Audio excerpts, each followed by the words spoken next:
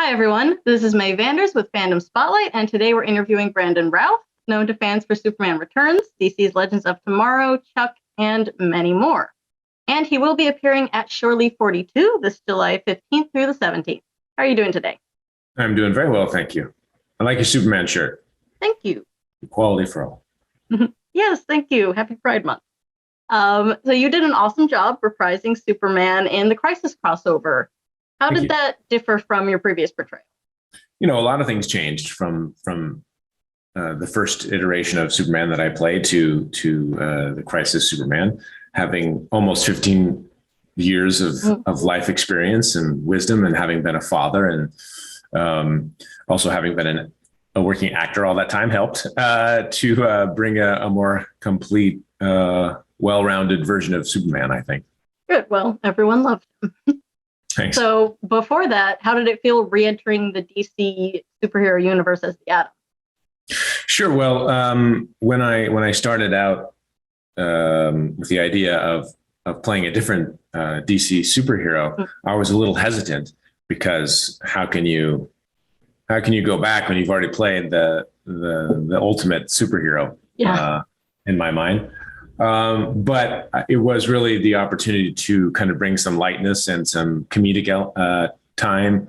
elements to the third season of Arrow that won me over, and eventually became the thing I loved most about Ray Palmer. And then as he transitioned into Legends of Tomorrow, that little quirkiness got to grow and become more and more of the fun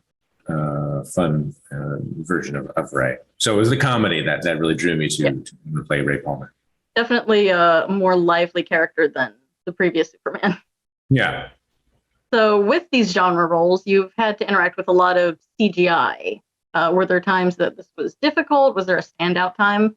Yeah, I mean, it's always a little bit odd to have to give life to something that's not real.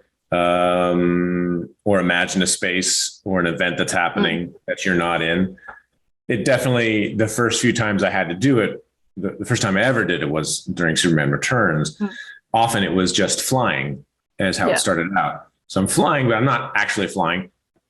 So you can get the idea of flying a little bit with hanging in the wires and being moved that way, but also you have to have that intention and thought and emotion. I'm not just flying,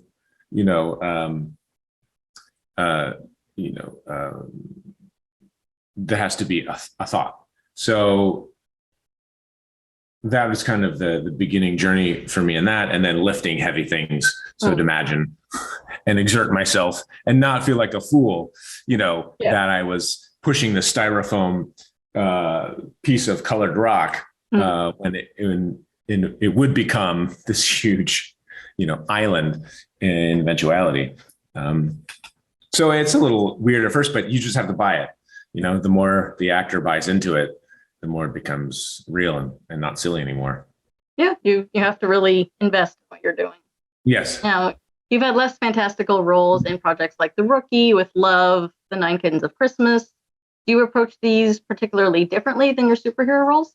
I mean, I think the only thing that really changes in that respect is I don't always have to be as physically fit. So that would be the thing that would be approached differently. And every time the two times I played Superman, and Ray to a degree, but certainly for Superman, getting into, getting in shape was a big part of that role. But a character is a character. It always is a real person first, and understanding how they react in certain situations and what their relationships are, how they interact with the other people around them is one of the most important things. So it's a similar situation. Yeah, no, I agree. You've had a lot of roles in the DC universe now. If you could pick a Marvel character to play, who would you want to be? That's a question that's asked from time to time. And, I'm not as well versed in the Marvel universe, although I am because of all the Marvel films. So I don't know who's left that's worthwhile to play. They've all been done so well so far. Well, hopefully they get you in there somewhere. You are a longtime Superman fan. Do you still wear the Superman pajamas? I do not. I do not. I have a Superman shirt that I wore for a while that I wear just around the house. But the Superman pajamas are for and the other superhero pajamas that get worn around the house are mostly by my son. But he's got some Spider-Man. Spider-Man's big. Spider-Man's bigger than Superman in our house. So you're training the next generation of superheroes. What's that? You're training the next generation of superheroes. Yeah. I think Superman's like number 3 if I'm lucky.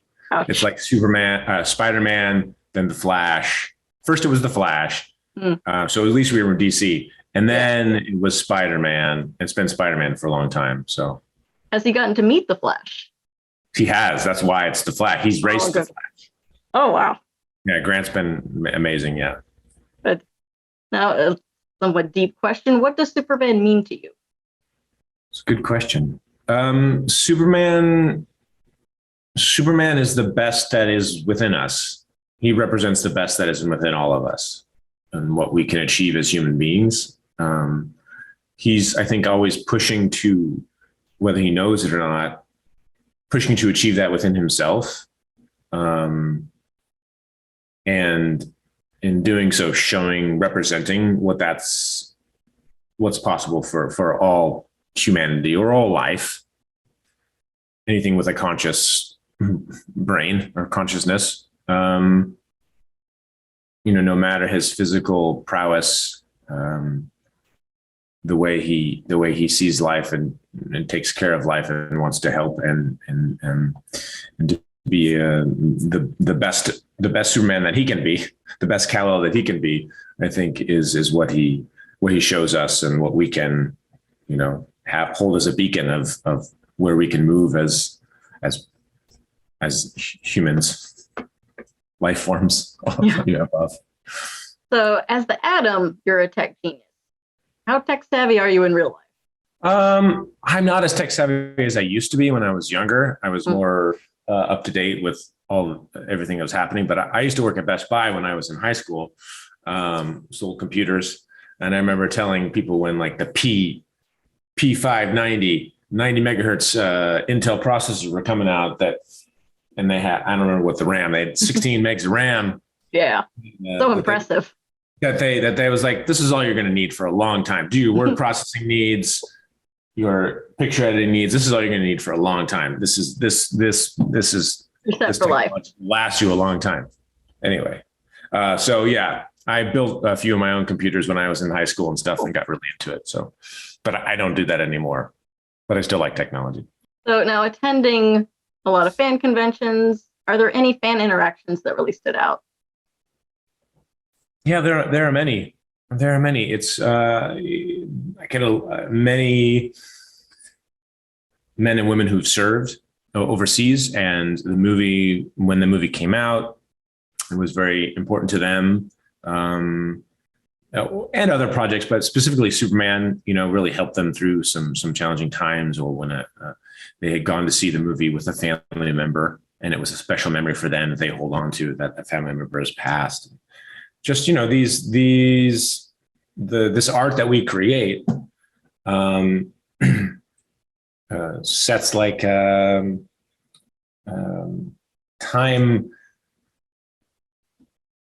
bookmarks is a better word for it that I'm not coming up with right now. But people attach memories and life experiences to these pivotal moments in their life, often match up with seeing a movie or going to a concert or any of these various things, and that's really special. I'm excited and happy to be a part of that. It was never the original intent that I had to make the movies to entertain people, but when it helps them through an emotional time, that's also like such a wonderful byproduct. Yeah, you end up making things that mean a lot to people. So are there any projects coming out that you can discuss? I did a couple films. I don't know when it's coming out. These 2 films, I don't know when they're coming out yet, but I did an indie Western in December, which might be fun. And then I did a romantic comedy with my friend Sam Huntington, who plays Jimmy Olsen. And that's a lot of fun. And we're lawyers and kind of being very silly and goofy. And hopefully that will come out. Both of those will be out later this year, early next year, somehow on a streaming service or VOD somewhere. Awesome. So we have a 5-question speed round. Favorite color? Favorite color? Orange. Favorite ice cream? It used to be banana. I do like banana, but I think it's actually strawberry ice cream. Favorite book? I used to say, I don't know anymore. I don't know anymore. It used to be To Kill a Mockingbird. That was such like a high school American lit answer that I held on to for a very long time. Your favorite musical artist? See, that's a hard one too. I don't listen to enough music. Yeah, I don't know. I'm not good with these. Okay. Your favorite DC superhero that isn't you? Favorite DC superhero that isn't me is